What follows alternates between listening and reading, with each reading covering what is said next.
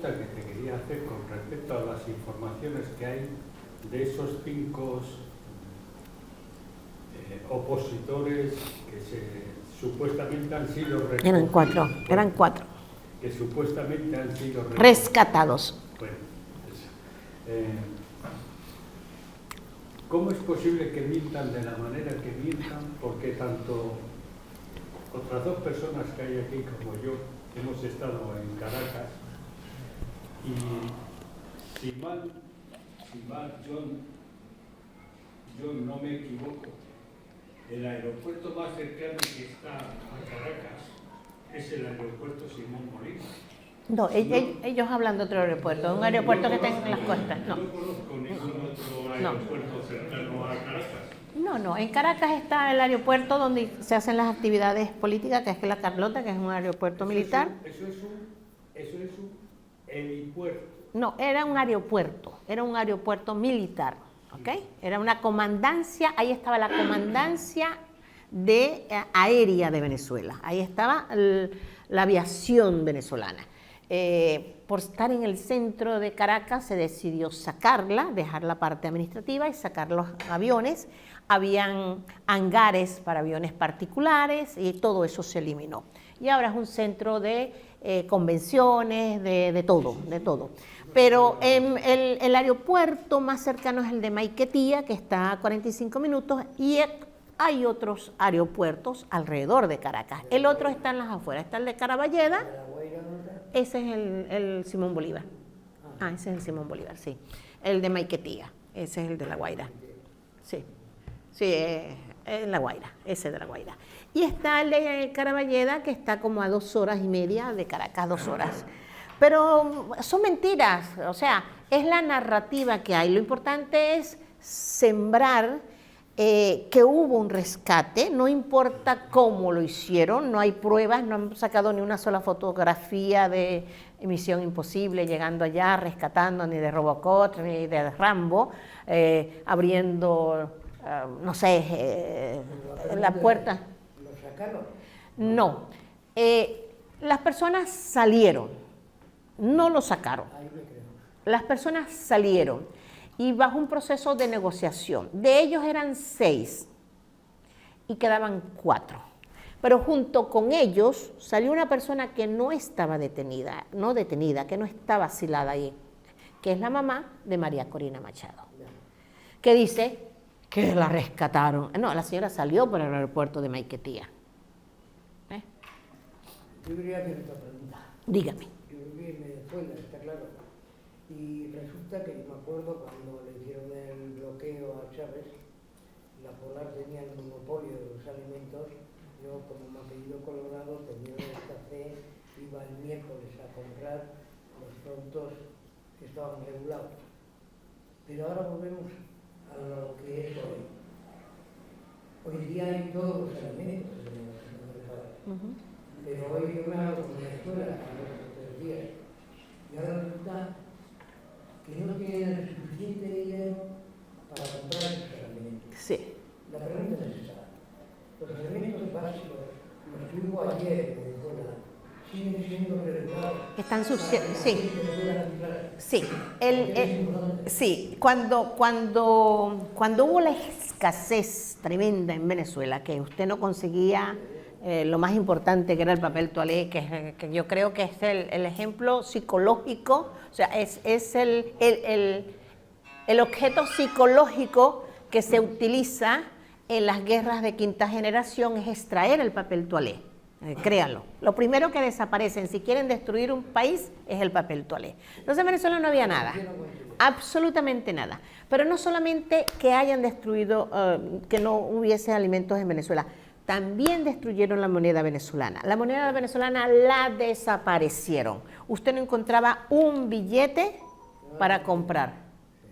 No lo encontraba. Usted iba a la frontera con Colombia y los buhoneros, la gente que vende en la calle, tenía cerros de billetes venezolanos. Pasaban por París, en esa época yo estaba como cónsul en París, y nos llamaban de la policía de frontera. Aquí va una señora con 10 maletas llenas de billetes venezolanos.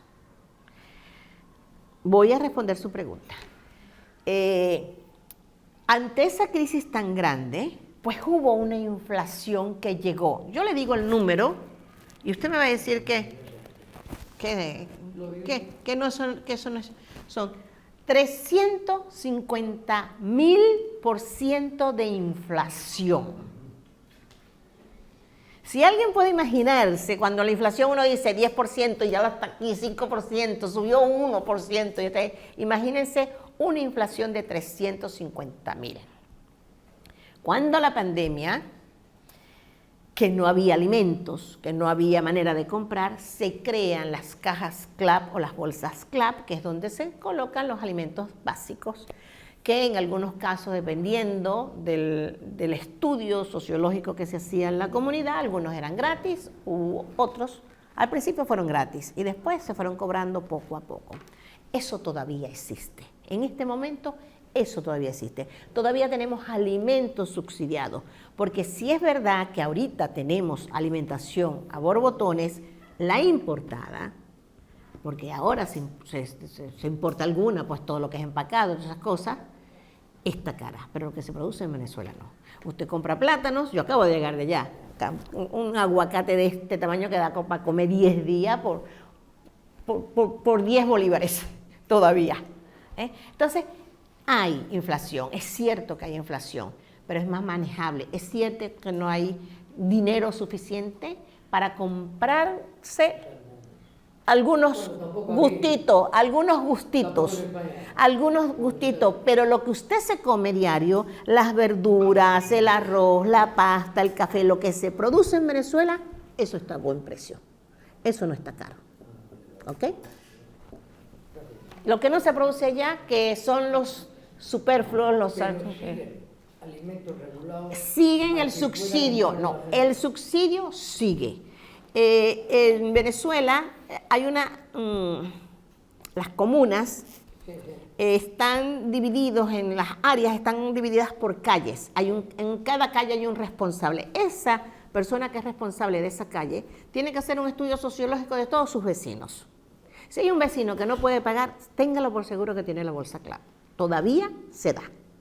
Todavía se da. ¿Oyó? Tenga la absoluta certeza. Es cierto, última pregunta. Es cierto que... No sé, Pablo, si alguien más... perdón. ¿Hay alguien más que quiera aportar? Si no, tienes el micro, ¿eh? Yo quiero hablar. Sí. ¿Te parece que le demos la palabra y luego... ¿Hay alguna otra pregunta por calcular un poco de tiempo? Allá. Una por ahí, otra, y hay alguien más por organizar un poco los tiempos. Son las 8. Sí, y viene el juego del Athletic. Perdona, te he quitado la palabra a John. John, cuando quieras. Esto lo quiero hacer así y me ha iluminado no sé quién. Además quiero hacer un pequeño homenaje públicamente, no en privado. No en privado.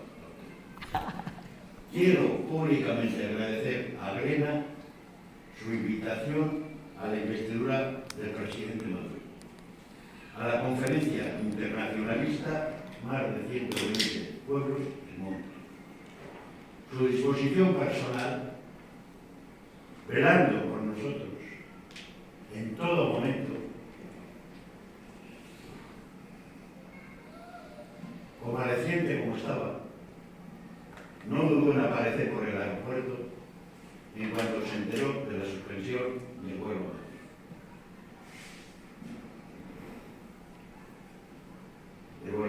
Y su seguimiento diario de cómo nos iba a nosotros. Personalmente quiero poner dos ejemplos, pobres, porque como hago yo las cosas. ¿Quién me iba a decir a mí, a estas alturas de mi vida, que tras un control de pasaporte, un oficial de unos 35 años se cuadró delante mío y me dijo a sus órdenes? Yo miré para atrás a ver si venía alguien. Estaba solo. ¿Qué demonios tenía mi pasaporte o qué información tenía aquel oficial para decirme a sus órdenes? Un hijo de peor, hasta que hoy no me he visto una en la vida. Sigo. O porque por primera vez en mi vida, esto se va a entender fácil, estaría encantado de dar todo tipo de explicaciones sobre cualquier pregunta que me haría cualquier policía, militar, sobre mi identidad, pasado, etcétera, etcétera. Es la primera vez en mi vida también que me pasa. Gracias al pueblo hermano de Venezuela, gracias, Elena, por el trato dado desde hace muchos años a militantes vascos en su país. Qué suerte la nuestra de tener en común algo que yo llamo el pegamento, que no es otra cosa que Simón Bolívar, que nos hermana y une. Como hoy es usted la invitada y no yo, y bueno, les tengo que hacer gestos. Solo pido un fuerte aplauso a todos los que estamos aquí.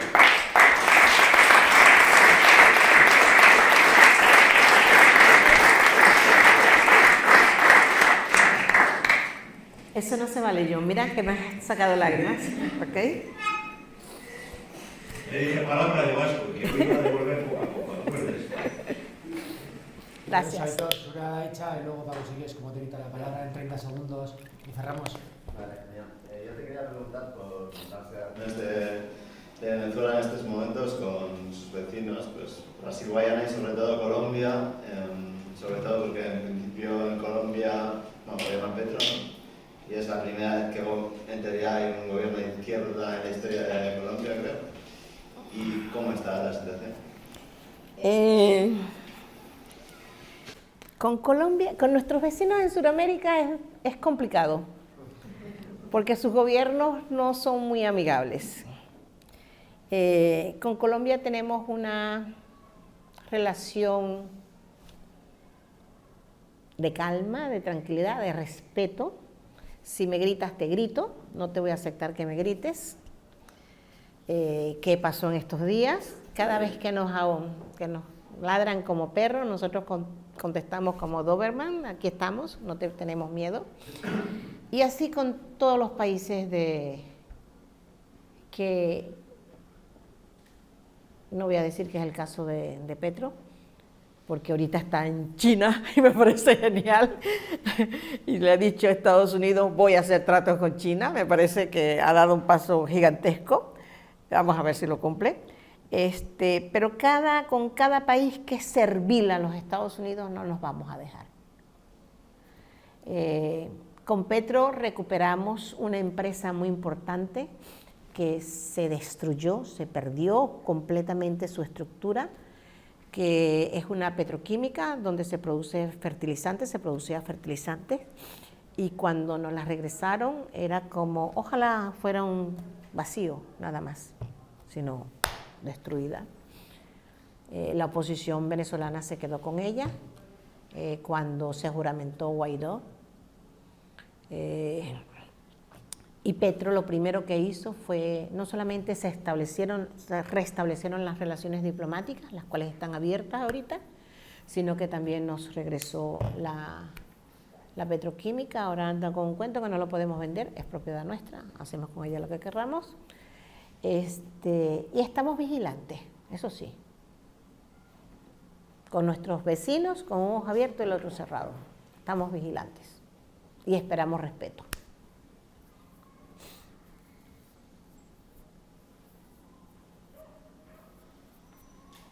Con respecto a eso solamente agregaría que es complicada la relación con Colombia particularmente porque la relación interna de Colombia es complicada. Sí.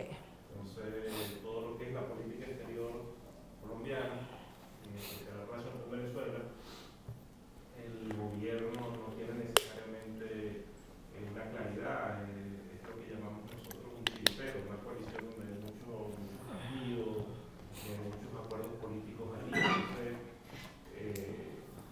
no siempre se tiene suficiente independencia ni claridad con respecto al tema de Venezuela y otros temas, ¿no? Por eso es muy compleja la relación, pero llevar un tono de respeto y de entender que hay puntos de interés comunes. Uno de los países, posiblemente los países más parecidos desde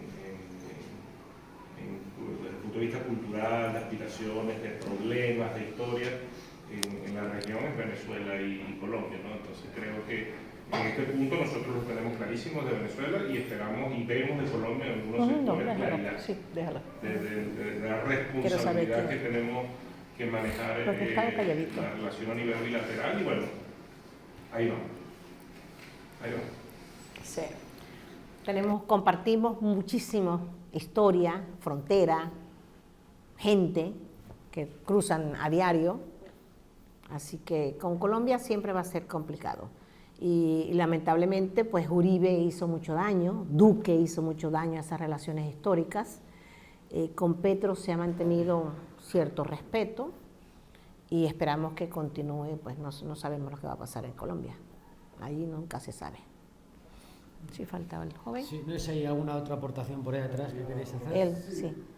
Esta intervención que voy a hacer para mí es muy difícil, voy a tratar de ser lo más neutral, útil y diplomático posible.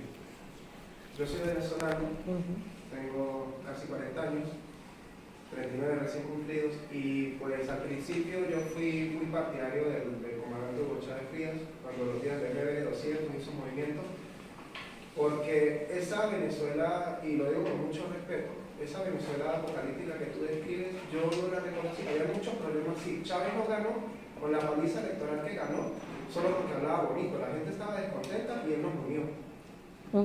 Y hubo una oportunidad maravillosa. Siento que tal vez el comandante no sé, tal vez serían algunas influencias que tuvo, que hubo ciertos desvíos. Ojo, yo solo soy un pobre don nadie, voy a hablar desde mi opinión y desde mi corazón. Muy bien. Pero yo me empecé a distanciar del comandante cuando él, por ejemplo, se hablaba cosas como que había que freír a los arecos y no sé qué. Cuando, por ejemplo, se expropió la hacienda de Franklin Brito y él en cadena dijo Franklin Brito huele a formol. Yo me sentí traicionado y decidí como distanciarme del camino, ¿sabes? Cuando empieza la crisis a agudizarse, yo sentía que el oficialismo no nos estaba dando una respuesta adecuada. Yo soy artista callejero, a mí no tengo nada que ver con movimientos neonazis ni nada de esa basura. De hecho, mi padre adoptivo fue un republicano, entonces lo que menos tengo son ideas de extrema derecha, tampoco de extrema izquierda, soy centro.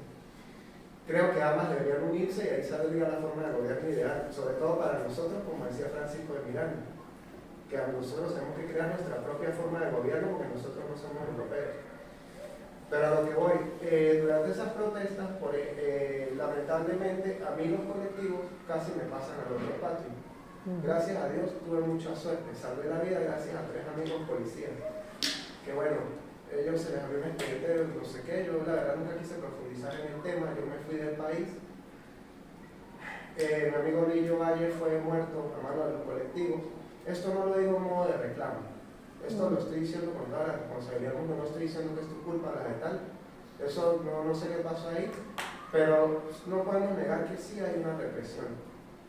De todos modos, sí hay presos políticos, sí existen todas esas cosas. Siento que los errores económicos que se cometieron en Venezuela tuvieron que ver con el control de cambios y con la expropiación de grandes empresas, no por la expropiación en sí, sino porque se pusieron en manos de personas que no estaban capacitadas. Lamentablemente en Venezuela, y eso no lo podemos negar, no había una meritocracia real. ¿A qué me refiero? Por ejemplo, a mí como artista callejero, un amigo muy querido que trabajaba en la casa Estémora y en San Cristóbal me dijo, el currículum tuyo y el de tu amigo los desecharon porque ustedes son unos escuálidos. Entonces, ¿a qué quiero llegar con todo esto? Yo siento que Venezuela en este momento, yo no soy partidario tampoco de María Corina Machado, porque yo tampoco soy partidario de los Estados Unidos. Ahí te doy la razón. El gobierno estadounidense es como la continuación del gobierno inglés, que también es causante de la mayoría de los desastres que hay hoy en día en el mundo. Estamos de acuerdo en eso. Pero yo siento que Venezuela lo que tiene que hacer es que tanto la oposición como el chavismo se tienen que sentar y tienen que unirse en un solo gobierno, porque Venezuela está en un momento histórico. Y es cierto lo que dices, que en los últimos 2 años se han tomado medidas económicas que me parecen muy acertadas. Pero lo que yo quisiera es que en Venezuela hubiera como, si llegara una persona de oposición adecuada, que espero que llegara y se sentara a negociar con ustedes y se lograra un consenso real, ¿sabes?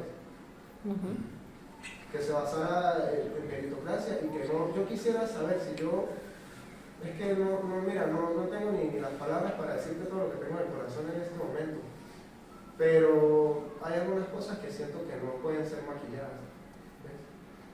Y cuando dicen, por ejemplo, que la mayoría de los venezolanos que se fueron tienen doble nacionalidad, eso a mí me dolió mucho porque no. La mayoría de mis amigos no tienen doble No, nacionalidad. dije los que cruzaron para Colombia. Los que cruzaron para Colombia, la mayoría eran colombo-venezolanos. Y algunos de los que vinieron aquí al País Vasco. Que conste, no dije de más nadie. Bueno, y dijiste que, por ejemplo, que cruzar a Colombia, pero recuerda que para cruzar hacia Chile, hacia Perú, hacia Ecuador, Colombia es paso obligado. ¿Ves? No, Sí, no, pero no. no estamos No. negando el fenómeno migratorio. O sea, Sí. se explicó el contexto por el cual la población venezolana, mucho Salió. distinta, opiniones políticas. Ujú. Hay mucha gente a favor, que sigue creyendo y que puede tener crítica, que puede tener cuestionamientos, que puede tener dudas, que puede estar molesto con algunas decisiones de gobierno, pero en esencia es de esa extrema izquierda o de esa izquierda, pero que se vio obligado materialmente a migrar. Y hay mucha gente que ha regresado. O sea, Claro, tú pero no cuentas tu es anécdota. Primero, ¿cuál te llamas? José. José. No, Tú estás contando tu anécdota y es válida desde tu visión. Tú hablas de represión. Yo diría, nosotros llegamos a un punto álgido de confrontación, lamentablemente, y de dónde se origina eso, porque cuando tú ves gente protestando, como yo lo vi en mi país, en muchos líderes estudiantiles con armas de guerra y con bazooka, eso no lo ves tú en ningún país. Y la respuesta que a veces ves en muchos países a ese tipo de protestas es realmente una represión. Entonces tú me dices, tú me hablas de los colectivos, te puedo dar testimonios familiares de personas bastante cercanas, que no de colectivos, pero sí de bandas estructuradas desde la derecha, desde los sectores de oposición, que los mataron. O sea, yo tengo, este es mi testimonio. O sea, si nos ponemos a hablar aquí de anécdotas, cada quien tiene un prisma, ¿no?, de ver las cosas. Pero lo importante en el debate, fallas que las tenemos, que las estamos diagnosticando y que se han corregido y habrán otras que corregir, es también ver el marco de la situación venezolana. Que yo quisiera, ¿no?, desde hace 25 años que está la Revolución Bolivariana, nosotros queremos hablar con una oposición Seria. Tienes 39, yo tengo 41. O sea, nosotros Con somos una niños, oposición seria, con una oposición responsable, con una oposición que de verdad esté dispuesta a trabajar por el país. Y yo te puedo contar algo, si vamos a anécdotas, en mi época de estudiante de universidad, en Venezuela había una ley que se llamaba de vagos y maleantes. Tú pasabas con los pelos crespos, como los tienes de ese largo, por el lado de un policía y terminabas contra un paredón en la plaza, en cualquier lugar. Eso sí es represión. ¿Ves? ¿Ves? ¿Ves? Y la ley de vagos y maleantes era una realidad que vivieron todos los jóvenes de mi época, que nos daba terror pasar cerca de un policía, porque no sabíamos dónde íbamos a terminar. Vale, mi pregunta... Ya, pero para cerrar, José, solo por decir, porque es importante y en algo comparto y creo que todos compartimos, todos los venezolanos, eso de que ojalá tuviésemos una oposición seria. El gran problema es que la ausencia de una oposición seria no es una responsabilidad del gobierno. Es decir, tú siendo honesto, tienes que reconocer, José, que la oposición venezolana nunca ha tenido independencia, siempre ha sido dependiente de los Estados Unidos. O sea, ¿qué sector de la oposición venezolana histórico en estos últimos 25 años ha querido de manera genuina sentarse con diferencia a hablar con el gobierno venezolano para construir el país, para hacer un debate? Todo ha sido una desestabilización, todo ha sido una acción. O sea, es decir, vamos desde el golpe de Estado, vamos desde el paro petrolero y siempre pensando no necesariamente el gobierno, atentar a la población. O sea, ¿qué pasó en el paro petrolero? ¿Qué pasó en el golpe de Estado? ¿Qué ha pasado en otras protestas en donde se ha diseñado ahí atacar al pueblo venezolano? Entonces, ha sido el gobierno, según tu opinión, José, el que se ha negado a sentarse con la oposición, pero no es cierto. O sea, ¿cuántos acuerdos nos han llegado con los sectores de la oposición y lo que son desplazados por la decisión con los Estados Unidos? Es precisamente no negociar, porque lo que quieren es la confrontación y una salida forzada para Venezuela. Seamos honestos. Vale. Seamos honestos. No, te podría responder, pero es que ahora no quiero extender No, esto. perfecto. Pero lo que dice, o sea, me parece que es un argumento sólido, pero para no extender esto, solo una pregunta, y creo que esto es importante para los venezolanos de cualquier, y sobre todo porque siento que al igual, yo respeto mucho a tu hermano, siento que ustedes tienen como el lineamiento para poder unir al país. ¿Tú qué le dirías a la gente que está afuera para que regresara a Venezuela y garantizarles que va a haber una pluralidad completa, o sea, que no va a ser como en mis días, que por ejemplo, si yo no pertenecía al PSUV, o al menos así se manejaba en San Cristóbal, discúlpame si no era así en Caracas, pero si yo no pertenecía al PSUV, no podía, por ejemplo, aspirar al nuevo circo, a estudiar allá circo, ¿sabes? Entonces, ¿qué se le diría a los venezolanos para que volvieran garantizando que esta vez hay una pluralidad y que tu color político no importa? Mira, yo te puedo contestar con una pregunta. ¿Cuántos cirqueros hay en Venezuela? ¿Me vas a decir que todos son del PSUV? No, no son del PSUV. ¿Qué le puedo decir yo a un venezolano que está afuera? En mi época todos lo eran, en mi época. Yo conocí algunos que no. Te puedo decir que te llevo, que puede ser hasta hijo mío, ¿ok? Claro, sí. Y te puedo decir que no. ¿Qué le diría yo a alguien que está afuera? Que es muy complicado migrar. Es que en tu país lo tienes todo. Tienes tus raíces, tienes tu cultura. Tienes un país que está dando a través de sus gobernantes lo máximo para ofrecerte lo mejor. ¿Que hemos cometido errores? Los tenemos, pero que estamos buscando superar esos errores. Y si hay quien pueda decirle a alguien, esto está mal, hazlo así, bienvenido es. ¿Viste? Bienvenido es. Una cosita. Una cosita. Yo creo que tenemos que cerrar esto ya, ¿vale? Sí, es hora. Podemos quedarnos y hablarnos ahí afuera. Un segundito, ¿vale? Sí. Pongo por cerrar Sí. un poquito. Sí. Ahora que, Ahora lo que quería decir era, bueno, si quieres aportar algo. porque usted es inmigrante, yo soy emigrante. Por eso mismo sigo navegando como marino emigrante para conseguir. ¿Qué me hizo volver a Euskadi cuando yo vivía en Venezuela? Me hizo muy simple la respuesta. Había un bloqueo extraordinario que yo cuando venía de la mar no compraba macarrones porque habían puesto un bloqueo. Así. Y entonces no me vine por politiqueos de una manera u otra. Es verdad que le tengo simpatía, pero también es verdad que jamás me obligó a volver a mi país, porque yo estaba muy a gusto, ahí en Venezuela. Es que la me volví porque no podía comprar en los supermercados, pero no por Chávez, no por Maduro, no por Pepe Fernández, No. sino porque da la casualidad que bloquearon todo y en los supermercados no había los alimentos condicionales. Lo hicieron con Chile, lo que sí me alegro que no lo consiguieron con Venezuela. Ya está acabado. Y tiene usted toda la razón. Nuestra migración no es política, de perseguido político. Nuestra migración es económica. Más nada. Gracias, Elena. Sí. Gracias a todos.